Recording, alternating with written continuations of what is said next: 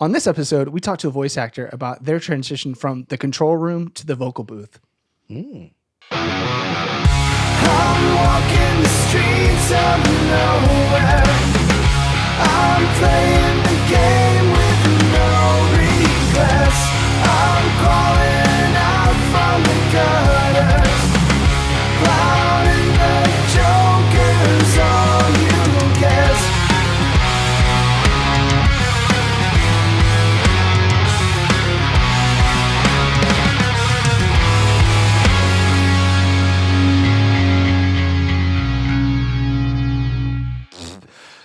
All right, it's your post roll, D Mallett. Get us to the conversation.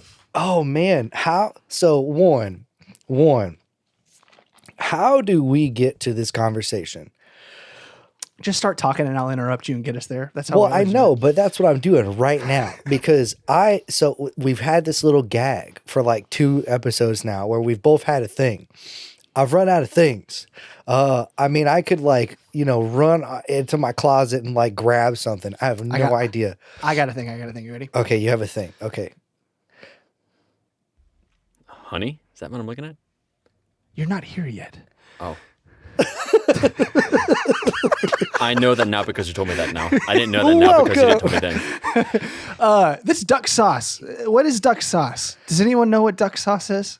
I don't know what duck sauce is. Duck sauce is it, so do they actually get it from a duck? Or is it what you're supposed to put on a duck? I mean, that would make sense. I feel like the thing is now duck. that Spencer, jumped in before he was supposed to. I think that's the thing. What's duck sauce? I mean, so Spencer, what do you think duck sauce is? I think it's a savory sauce that pairs well with savory meats. Whether or not it is meant to be with duck or comes from duck, I don't know, and I am doubtful of either of those things. Dang it, you gave such a good answer. Where do you think it got its name then? So if it wasn't made from duck and it's not for duck, why call it duck? It might have been one of those translation things, like having that makes sense. Immigrants make food and in a place that didn't speak all the same languages, and some translations got lost up there. Like, I mean, how the British call everything curry, and it's not all curry, and they just kind of use blanket terms there. So maybe there's something going on there with duck sauce. Like, what is it? The fortune cookies. Those aren't Asian. Those are an American product, but we just completely associate those with Asian food. So I don't know. Well, I'm assuming there's some kind of commercialization going on there. I don't know about all that. I think that a fortune cookie is very authentic. So the cat's out of the bag. My buddy, my good friend, basically my little brother, Spencer Liles, is joining us for this special episode to kind of talk about a transition that he has gone through and that Dustin and I are going through. But before we get to that, I do want to kind of set the scene and give him a proper introduction. So Spencer is an American voice actor and animation director from Houston, Texas, specifically Liberty, Texas. Your bio says Houston, but you're from Liberty, buddy. He began his career as a radio DJ and jingle composer for KNTU 88.1, The One. And after radio, he found success in the English dubs of multiple popular anime. So some of the shows that he's worked on is One Piece, Yu Yu Hakusho, which I just started the Netflix series of. I know that's not the one you worked on, but it's pretty cool. One of my favorite animes growing up. Yep. Attack on Titan, My Hero Academia, Chainsaw Man, Jobless Reincarnation, and many more. And so he still acts for Crunchyroll, but he's also directing and acting for Distribimage Inc., lending his skills both in front and behind the microphone. You're going to have to help me with that last one, buddy. But welcome to Deaton Street as our first ever guest. Yeah. First ever guest. Wow, what an honor. That's it. You're the first one, buddy. It's the highlight of my day. I didn't know that. Thank you. So how do you say So I got paid by those guys by like 3 different invoices before I finally figured out how to say the names. I worked for like weeks for these guys. It was Distrimage. It's a portmanteau of distribute and image. Distrimage. Oh, Distrimage. Okay. Yeah, I kept trying to go Distribimage. I kept trying to do that too, but it's Distrimage.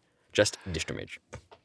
So let's start. I kind of want to start around high school and quickly kind of go through where you and I connect. I mean, obviously we met when you were a baby, like a literal baby. I don't remember meeting Zach. You were just always present in my life.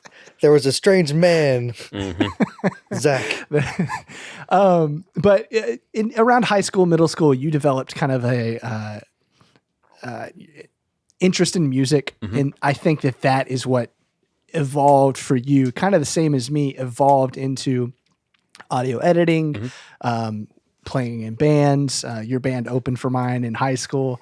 And so can you talk to me about that transition of kind of first step of like, why the heck does audio engineering interest you at all? You know? So I had a pretty pragmatic worldview even early on, I would say. And music was the first thing that I was really passionate about. Like truly the first thing that I wanted to do every single day, every chance I got to do it. I was pretty all in on music. And going back to the whole pragmatic thing, like here's how I was as a high schooler. Dating is a waste of time because just statistically, you're not going to marry that person, so don't bother, right? That's how I thought about it. So I thought, I need to find a way to make money with music. That's kind of how I thought about it. And I'm going to have to know stuff behind the scenes, not just in front of the piano and in front of the guitar. You have to also know the whole production side of things as well. So that's kind of the lens I was looking at this through and how I approached it. And when I got into college, I don't know if I'm jumping the gun already or not, but when I went into UNT, they told us in the comp department, half of y'all are going to drop out. And we were like, is it that hard? They're like, no.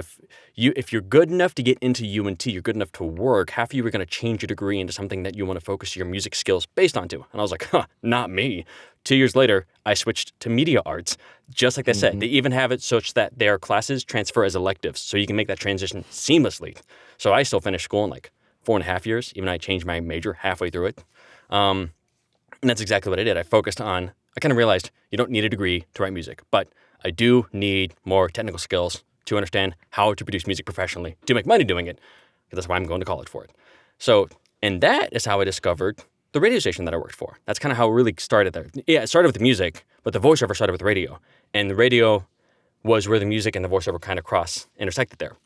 I went there, I literally walked into the station and I said, who do I talk to about working here? And I would not recommend that for anybody else as a career advice. I just walked into this place and I was like, how do I work here? And they were like, well, you go online and you fill out this audition and you fill out the form and we'll see. Okay. And I did it and I became a DJ.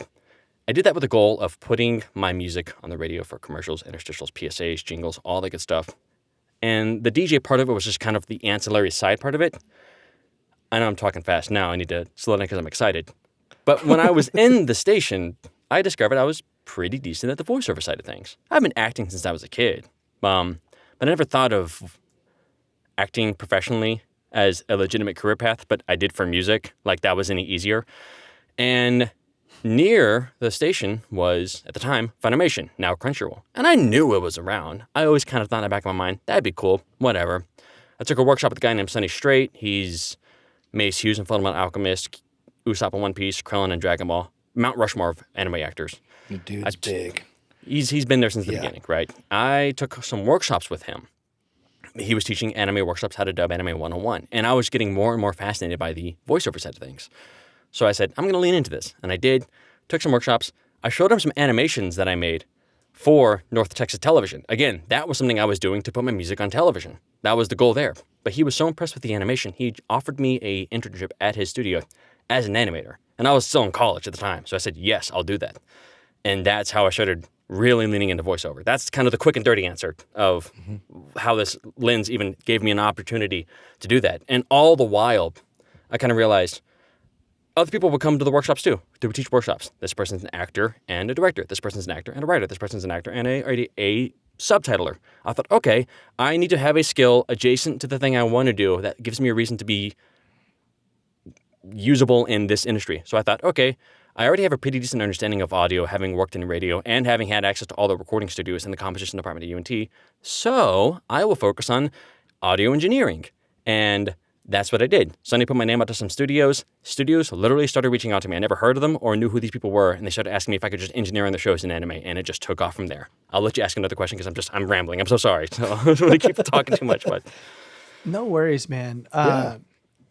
So Mallett Head, I know that your kind of path to get to audio editing, which is kind of our thorough or our through line right here, right? Is we kind of all do audio editing, in some way, video editing, right? Animation, and then and the like. Why, or I'm sorry, when you started doing editing, video, audio, did you kind of have the same thing as Spencer of, I am doing this because eventually I want to get on camera and do things, or were you kind of more content with the behind the scenes thing? I probably was more content with behind the scenes stuff, but it wasn't necessarily like I needed my face to be on camera, because like I stated before in one of the previous episodes, my early YouTube was playing through games and doing commentary over playing those. And so I was like, oh, cool, this will be the easy route. I don't have to have a webcam. I don't have to invest in any of that, blah, blah, blah. Well, further down the line, I got a camera given to me. And then it was like, oh, well, I'm pretty comfortable talking, over, and I've already put my voice out on YouTube. Whether or not it was good at all, was absolute garbage. But, then I had the extra camera to be able to try and shoot these little silly Snobies commercials. So eventually it got to that point. But like first starting out, it wasn't even a thought, to have face on the public. I'm kind of the same way, right? Like I kind of avoided it at all costs for a long time. I did podcasts and then, worked for Texas State, did podcasts, and then people would leave and I'd always find someone else to jump in. And eventually I just had to jump in. But I think one of the cool things about Spencer's kind of pathway and our pathway, where they intersect, is that if you have an idea now, Spencer, you can just accomplish it the same way that, that's what pushed me to do this. What pushed me wasn't like, oh, I want my face out there, or like I really want to be on camera. I kind of really still don't, but I kept having these ideas, and the one missing thing that I had is the people that do them. And who am I to sit there and say an idea is good? You should jump on a camera and do it for me, when I should just do it. So I've seen some of your YouTube shorts animations. Most of them make me cry laughing. What type of like creative freedom is that, to where, you do work for other people, but if you have an idea that you think is good, you have the skills now to take it from step one all the way to the very end. You can take it all the way to the finish line by yourself if you want to. Mm-hmm. The freedom it's hard to describe. You need to walk in the shoes to really understand it. There's a phrase I heard I like a lot, which is faster alone, further together. So I still like working with people, but to have the ability, like I like to create. Bottom line, under anything else, music, voiceover, audio, what have you, I like to be creative. I like to be part of the creative process. So to have an idea for an animation and then to make the animation, and I try to be humble, but it's a nice pat on the back to be like, yeah, I scored it, edited it, wrote it, and that sound effects was me. Music was me. I did the voice acting too. Both those characters, both me. Like this whole thing exists solely because of me. It's a very nice feeling. And honestly, it wasn't even like chasing a passion completely. It was also when the voiceover is slow, I want to give myself a reason to stay relevant, because you just have to constantly be working. One thing they tell us in the industry, which is if you're going to take coaching and workshops with people, make sure you work with people who are working right now, not people who directed 20 years ago. And that's a sad truth of the industry. Like, you have to, staying relevant is just as hard as getting in. So there are times when there are going to be dry spells. I had about 2 different seasons of Crunchyroll where I just had no new characters, nothing. And if you have no characters, you're not getting called in, you're not getting paid. So all of a sudden, those skills start to atrophy. How can I stay relevant and still do it in a way that supports my passion? Animation, music, scoring, all that good stuff. So that's nice. And recently, with Distrimage, with the shows I'm directing there's a layer deeper there too. I have characters I play in those shows. I don't cast myself. There's producers I answer to, and they'll be like, Spencer, you play this, and this character, but I'm the director. I get to self-direct in the show. So I'm not only can I do it on my own for my own stuff and my own enjoyment, also part of my job is, hey, get in there, and you're the actor, and you're also the person you answer to.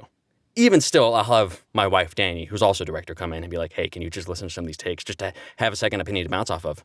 But I don't have to do that, and it's really nice. That it is a great feeling. Now, it's really easy to want to wake up one day and not want to do any work at all.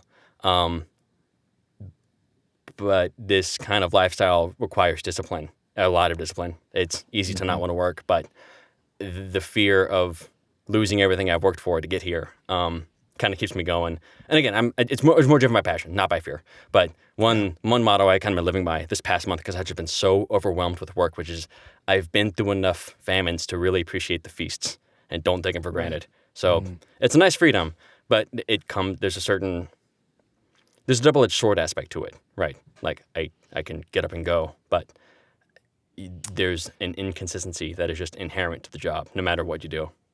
Right. And how when you're creating your own thing, right? And kind of this is for both of you. How do y'all deal with being your worst critic at the same time? Because I feel like anytime I make something, my least favorite part of it is when I'm in it. Right? So how do you balance that? And I kind of framing these questions hopefully for someone who's wants to do things, who wants to create, that has these ideas, to realize that you can do it. You have the ability to do it, but there are just some hurdles you have to get past. So for me, that's a big one, right? Is anytime I see my face on screen, I'm like, oh, Jesus, dude, fix your face, fix the way you're talking. Could you have phrased that worse? So how do you get past that and just allow yourself to kind of be more free creatively and still be the person talking into the mic? I think for me, knowing, and this is kind of piggybacking off of what Spencer had just said previously, like one of my first, and I'll go back to the Snobies commercials. Like I was working at a casino in the candy store, and I drew out the storyboard on receipt paper, right? With the little bitty script, whatever. So like I had this idea, drew it out, and then actually went and shot it and created it. And it came out exactly how I had envisioned it, which was nuts. Like I didn't think I could pull it off. And so that amount of like satisfaction, like regardless of how I felt on the camera, whatever else, like knowing that I have the means to be able to get this finished product, how I want it to, or as close as possible, really, it doesn't matter too much to me. Now, sure, there are stuff on the edit whenever I'm combing through it that I'm constantly fixing, and oh god, I should have done that. Oh, my recent short film, I missed an entire shot on location that I could not go back and get. It's like you missed the shot. You just forgot to do it. I forgot to do it, dude. We were rocking and rolling. I had my two actors and me. We're at the camera and the lights and everything. So I'm behind everything. And my two actors, there was one shot that I just forgot. And it was very important. I was extremely excited about that one shot. And it probably wouldn't have added too much, but I thought it was going to add like a whole lot. Stuff like that, it is what it is. But knowing that the finished product is going to come out somewhat of what I had envisioned, and it's going to be this cool thing that like not many people can do. That sounds kind of pretentious, but it's not many people have done. Not many people have done. Can do is different than have done. Right. Exactly. It sounds like you went with the plan. Is your main thing? Is like, you knew what you want and you delivered on the plan beforehand. Yeah. Right? Drew it all out, planned it, and everything. That's the big thing. Planning. That'll change your video real quick. What about you, Spencer?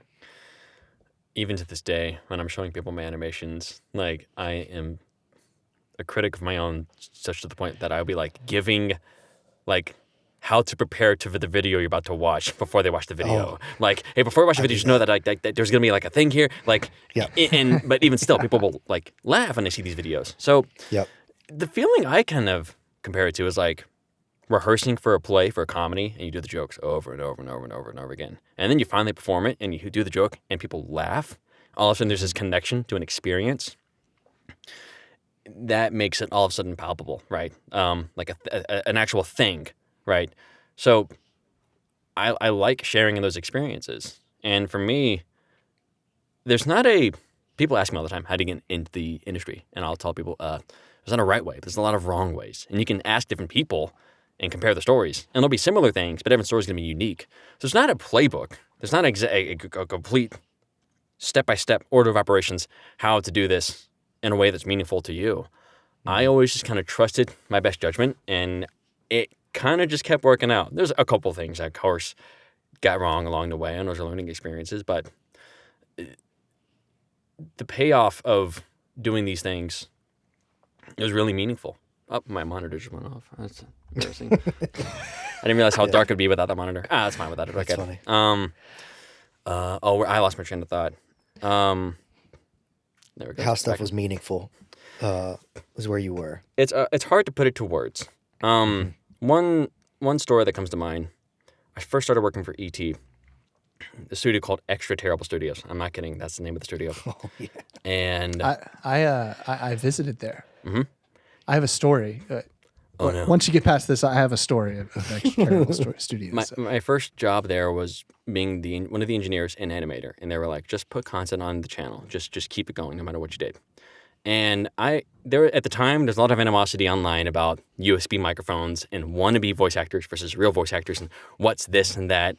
And I kind of had a goal. I was like, I'm gonna make a short film with free software and see what I can do with it. To be fair, I used an AKG C214. It's a pretty nice microphone, but used Audacity and Windows Movie Maker, and like a trial version of Clip Studio Paint. And I drew out this short film, a flying saucer UFO short film. And I voice acted all the sound effects. So it's a stick figure flying saucer wreaking havoc. It flies by the screen, makes a funny sound. Sorry, I hit the microphone. This short film, with no expectation of other than I want to prove to people you can make a cool thing, went on to go to like second place at a film festival. And it played at another film festival the year after. I didn't even submit it to the second one. So it's like, that's a feeling I can't describe unless you've just been in that situation. It's a unique feeling unto its own. It really is. To me, that feeling is rewarding. It's extremely rewarding. Mm-hmm. Do you think you could have just as kind of something for listeners and viewers to really stick with that? Do you think you could have done it with a USB microphone? Oh yeah, honestly, 100%. Exactly. 100%. Without a doubt in my mind. Yep. Without a doubt in my mind, 100%. Absolutely, I could have. I was taking that microphone to people's homes and recording them in their bedrooms because people make different appearances in that short film. So there's not the same recording environment that I had. Yeah. I just had a laptop, my little USB PreSonus preamp, and and that microphone, and it worked. It worked just fine. Right. I think one of the big things that people get hung up on, and we'll have an episode that's coming out, I think, the week after this or the week before this. We haven't decided. So either it's out or it's going to be out next week. It's in the bank. That talks about kind of starting that setup with your podcast audio, right? And I think the big takeaway and the thing that we're trying to say in that video is that in the beginning, it doesn't matter. And if you are letting microphones and equipment and lights and cameras stop you from creating the content that you have, you're kind of doing it the wrong way. There's a way to get your content out. Like you were saying, right? You could have done it with a USB microphone, used all free applications, and it went on to do well at multiple film festivals.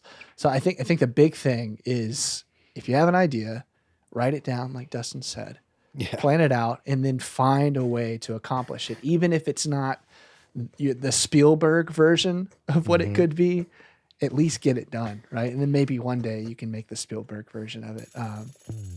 Do you find yourself craving something sweet, cold, and made of the softest snow you've ever seen in your life? Well, you're in luck, because us here on Deaton Street know of the best place to go. Snowbees Express, located in Jennings, Louisiana, is the #1 spot to stop for all of your snow cone, soft serve ice cream, and soda on shaved ice needs. They're open year-round because here in Louisiana, we sometimes only get 1 week of cold winter days per year. So come on down to the Red Train Caboose. Yes, you heard that right, a literal caboose, located in Jennings, Louisiana, 420 Roberts Avenue.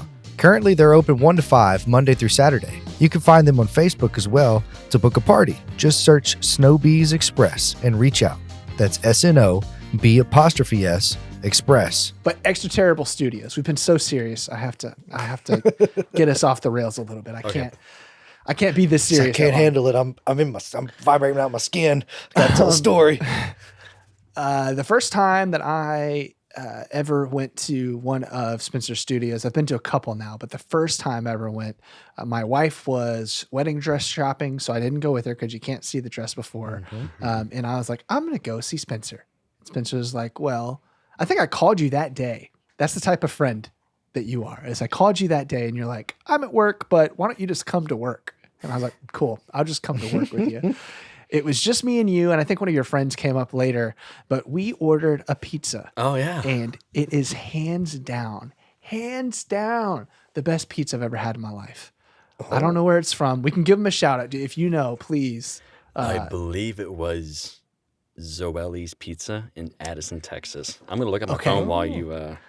I think that was it. It was a chicken buffalo pizza with like ranch and stuff on it.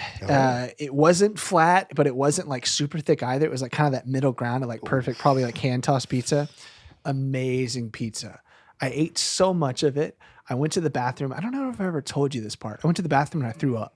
You did tell me this part. I threw up the pizza. He threw it up? No. I threw up the pizza. Yeah. I ate so much. Oh. And then I went back in and I had more. And I'm not lying. I went and I kept eating the pizza. I just thrown up. Yeah. I go and I'm talking to my wife later on that day because like my stomach hurt all day after that. And it wasn't the pizza. It was overindulgence. It's not the pizza's fault. Please go buy their pizza. Right. I went and talked to my wife and I was like, yeah, I just had a great dinner. And my stomach just hurts. And she's like, oh, well, what'd you have? And I was like, told her about the pizza. Best pizza ever. Zoli's Pizza. Zoli's Pizza. New York Pizza. This is in Midway Road. What town? Addison, Texas. Yep. There you go. Mm-hmm. I told her about the pizza, and then I told her that I threw up. She's like, "Oh my gosh, I don't throw up a lot." She's like, "Oh my gosh, you threw up. Are you okay? Did Spencer help you?" And I was like, "I didn't tell him."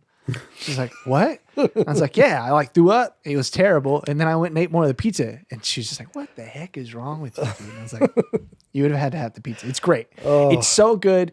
Hit us up if you own that business because it's so good." I threw it up, and then. After throwing up the little pizza, I was like, I'm still hungry for this pizza. So I think something you maybe pizza. should add to that is you didn't throw up because the pizza made you. Did you eat too? Did you indulge too much, and that's what made you throw up? Overindulgence. Yeah, overindulgence is exactly. why I threw up. Yeah, it is not the pizza's fault. And honestly, if it is the pizza's fault, it's worth it. You would do it. It's worth it. Totally worth it. It's worth it. I'm going to be up there in a few weeks. I might stop by. Oh, so next week. That's right. Oh my goodness, man. I don't have anything. Why don't you? Do you Mount? You got a little... I don't know. I've got I didn't something. realize that you were on. I knew you were on several different anime, but he just read off the list, which I think has grown since the last time I spoke with you. Because I think, what was that? That was for your bachelor party and your wedding, right, Zach? That was the last time. 2022 would have been the last. Yeah. Yeah. So it's been quite a while since me and Spencer have even seen each other. But I don't know. I just think it's the coolest thing that I know somebody who is a voice actor. Because I love anime. I'm a huge nerd. Whatever. I watch a ton of anime. I'm actually trying to watch through Yu Yu Hakusho right now, and then watch the Netflix series or whatever. So I'm currently going through that. So I didn't realize you were on that too, which is exciting. So how does that work? Do they like redub like every few years, or is there more Yu Yu Hakusho? Like, I mean, because obviously you weren't on the Yu Yu Hakusho that I watched when I was growing up because you were like 5. Right. So Yeah. So that's it. Explain how that works. there are times where shows are redubbed, and you see this. You've seen this a lot with Dragon Ball. They call the certain dubs the Canadian dubs versus the American dubs or the ADV dubs. It's just a matter of the studio that dubbed it and the distributor, whether or not they have an agreement before it goes over. There's actually a whole weird funk about why it took so long for the One Piece library to move over from Funimation to Crunchyroll, like a year after the merger. With Yu Yu Hakusho, it's not an asterisk, but the way I got them is a little bit different. In an anime, you have your regular episodes, your mainline series. And then some shows, depending on just the popularity or extra source material that didn't get adapted in the main show, you have to call it an OVA. I forget what that stands for, but it's just additional stuff. Maybe it's canon, it's in the show. It's like filler. But you didn't need to see it to get the main plot. but they might Like animate Christmas it. episodes, you know? Yeah, kind of. Filler episodes. Yeah. So they had done a 20-year anniversary OVA for Yu Yu Hakusho. They had made a bunch of these short episodes that were in the series that were just kind of bonus. And COVID had stalled the recording on this. Funimation had been looking for years to move their location, and once COVID happened and all the recording went remote, they started moving their studios over from where they were to where they are now. So this kind of stalled the Yu Yu Hakusho recordings. Now, I'm not trying to do too many insider secrets of how the goings-on of Crunchyroll works. Yeah. But Yeah. it's not uncommon for if Dustin, you're directing a show, you've got your main characters, Tom, Bill, and Bob, they're the main characters, but then you have Mailman 4B. You don't necessarily go out of your way to cast someone as Mailman 4B. You might come to the lobby, and I'm in Zach's show. I'm one of his characters, and you go, hey, Spencer, you got a minute? Hop in my studio, be Mailman 4B. So I get an email from my agent. I was so lucky. I am so available. I've worked so hard to be available on a moment's notice and almost never say no to a gig, ever. But I had to push one session back to the next week. I forget why, and I did. And that day just happened to be when they started picking back up Yu Yu Hakusho. So they're like, can you do it next week? Yeah, it's fine. They get an email minutes later. Hey, can they add 15 minutes to your session for Yu Yu Hakusho? And I was like, for what? Like, I'm reading this email. Like, did you like copy and paste the wrong show? He was like, no, it's the OVA. So I was like, heck, yes, you can add me for 15 minutes for Yu Yu Hakusho, please. And I got to do that. And when I went into that studio, there was a scheduling error with the engineer, so the engineer wasn't there, and the director was like, hey, we'll see if we can reschedule it later. And I thought, there's no way they're going to reschedule it later. I'm not going to be in it. It's fine. And then they got me in like 2 days later, and I did get to do it. So like, it was like, a journey of heart palpitations of like, Yu Yu Hakusho? I'm not going to be in Yu Yu Hakusho. I am going to be in Yu Yu Hakusho. Oh my God. So it was just, that was a cool one. That's one of the ones where you have a powwow with the voice actors and talk about the things you've done and everything. And I'm like, I'm in Yu Yu Hakusho. They're like, oh man, lucky. There's that universal feeling. Yeah. Once you reach the stage that you're so high up in the voice acting industry that you can like nepotism's kind of like okay for you, you know, like once you get there. And once we hit the stage on YouTube when like people watch our videos, you should pull us on and have like just like 2 Deaton Street characters. It can just be people that die very quickly, but you know, it's just like I'll give you I'll give you my death real quick. Go for it. Let me hear it. That'd be a good death. I've heard that sound before in so many shows. All right, Dustin, die real quick. Oh, okay.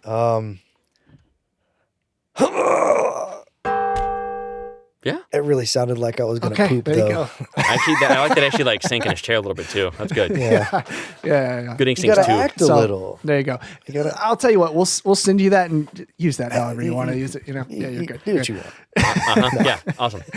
Good to have. So we're at 32 minutes. We didn't cover everything that we wanted to cover, I've got which means we're the most important point I haven't said yet, and so we're gonna have you back on. Okay. But I am gonna let you have parting words. So your most important point. Oh goodness. Well, this is more of like the other 10-minute segment of what I have to say, not like a super easy to consume truncated version of it. Oh God, now I'm trying to go back and forth between whether or not I want to go on to the story about how the struggles I had, because I appreciate how gracious of hosts you have been in fluffing my ego. Fluffing my ego seriously. But there were tons of struggles, and it was an uphill battle, and there's a lot of that I want to talk about. I'll save that for the next episode because it's just I can't do it justice. Well, let's. I mean, so I think we can give you 10 more minutes. So yeah, that's fine. Let's talk about that because we're obviously. Dustin and I are in different spots, right? Dustin and I are doing YouTube, podcasting. We do it after we get off work.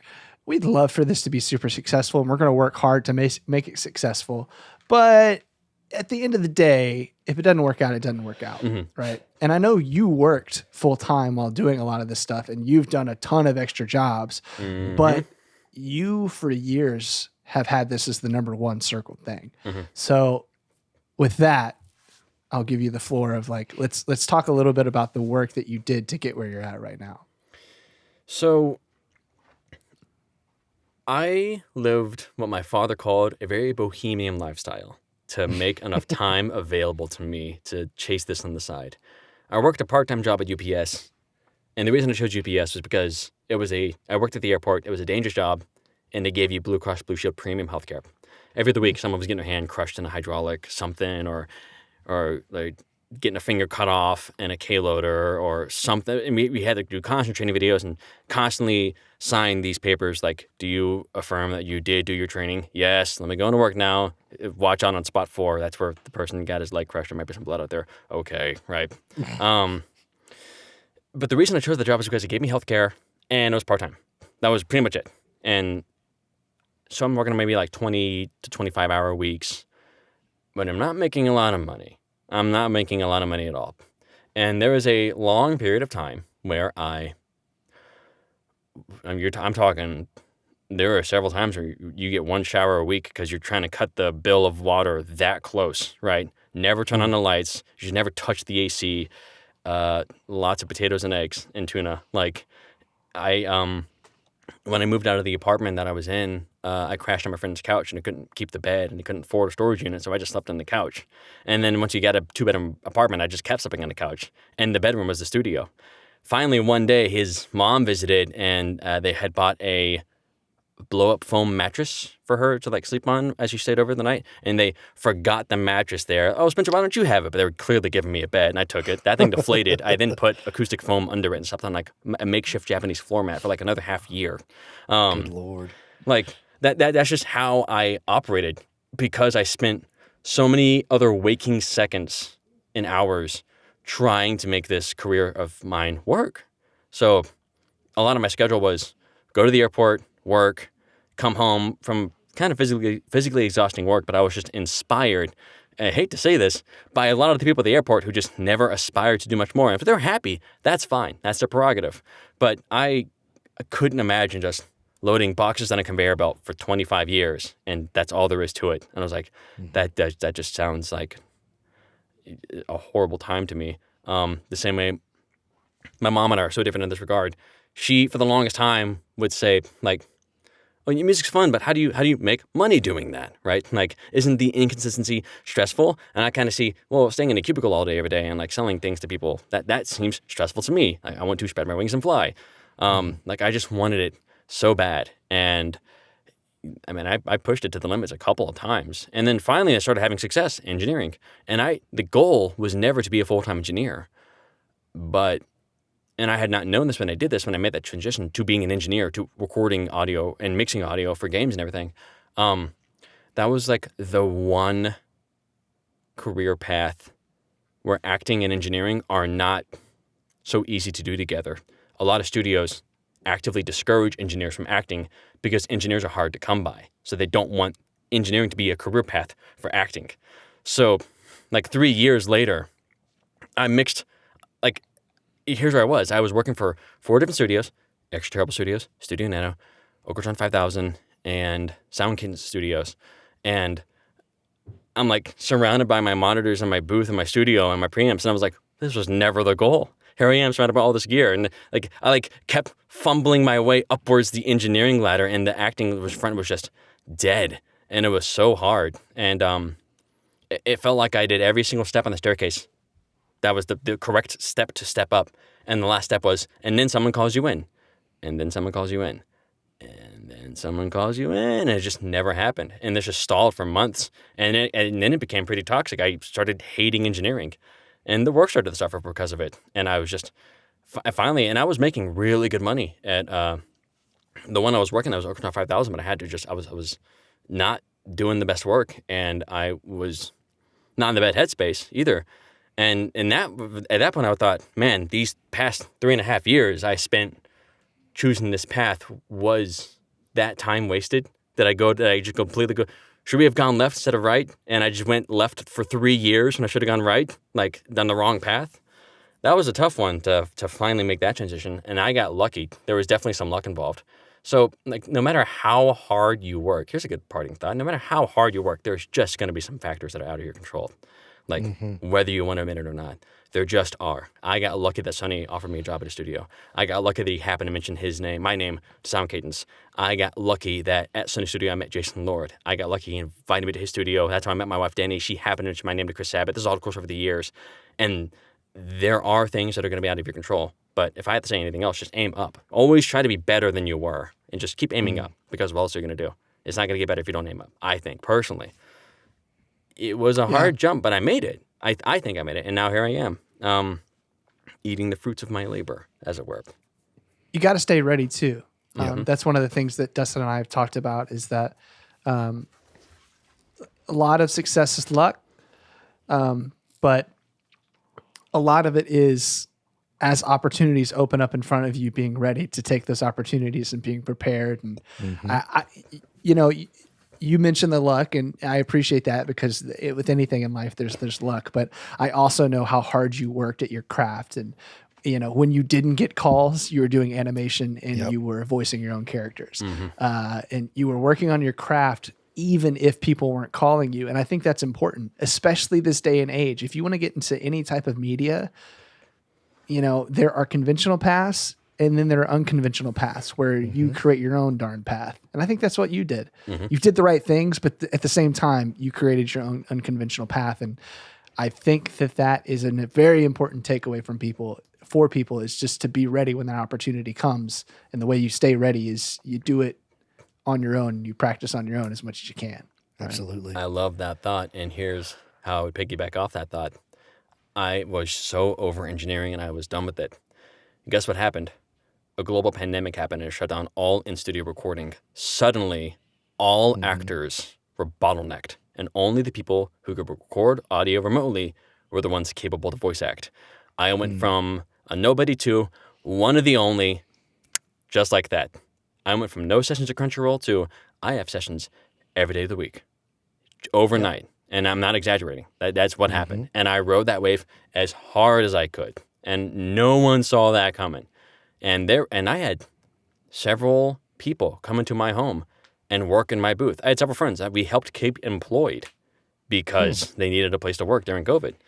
And it was kind of, you'll laugh about it now, but there were times during the pandemic where we just didn't realize we were in a pandemic. My friends were coming over all the time. We're eating dinner. We're making money. We're doing good work. And we were, as hard as it was for the rest of the world, we were thriving. We were doing just fine. And very blessed to say that. But luck is where opportunity meets skill. An opportunity arose where we needed actors who could record remotely. Not many of those people had those skills. I happen to be one of those guys. So if I hadn't have done engineering, for sure, I wouldn't be where I am today. And sure, there's going to be things outside of your control, but if you don't constantly prepare and be ready and work up and aim up, when those opportunities do arise, you might find yourself lacking in the skills necessary to take advantage of those opportunities. Absolutely, man. Well, it's been a pleasure having you on, hearing more of your stories. We're still going to have you back on to talk more. I think there's a lot more. I'm having fun. I hope I get back on. We can. We need to come on, and me and Dustin will practice some takes and give us some direction. And, oh God. Oh, that would be hilarious. I would love. You'll see a very different side of me if you see me direct, dude. See a very different side of me. I'm not a Werner Herzog who's like, actors are cattle to be just directed to the slaughter, right? He's just like, you need me, but we don't need, you're expendable, but I'm not. Like, I'm not. I wouldn't even call us actors. I would call us the flies that are following the cattle around. That's what we are. Yeah, that's it. Loved having you on. Where can they find you, Spencer? I know you're prominent on X. I know you have lots of YouTube. What are your handles? It's really those two. So don't bother with Instagram. I have one, but I don't look at it, and I'm probably going to uninstall it. So on X, I am at Spence Liles, SPENCELILES. And then on YouTube, my channel is called 8-Bit Skits, 8-BIT-SKITS. I'm trying to focus a lot right now on animations made in the vertical aspect ratio. Instead of having like clips of Family Guy and then clips of Temple Run beneath it because it doesn't fit the vertical screen aspect ratio, I thought not many people are animating it vertically, so I'll do that. And I'm making 8-Bit Skits there right now. And if you care to listen to my demos, you can find me on my agency website, Linda McAllister. I think it's just LM Talent, Linda McAllister Talent. You can go there and look at the voiceover profiles. And if you want to find me and book me for your events or cons, my convention agency is Powell Talent, Powell Talent, Powell Talent. If you want to have me come and be anywhere to ask me all these questions and to hang out and do cool stuff, that's where you can find me there too. All right, man. I think that's it. Mallett Head, parting words from Louisiana. Dude, I've been excited about this episode. One, I don't get to talk to Spencer too often. He's a fantastic dude, and he does a lot of cool stuff, which kind of lines up with some of the stuff that we do. So I've been looking forward to this one. And yeah, I had a blast, man. Thanks for coming on. Thanks for coming. Thanks for having me. Thanks for letting me blabber on. It's been fun. Yeah. All right. Love you guys. All right. Love you. See ya. Peace. I'm walking the streets of nowhere.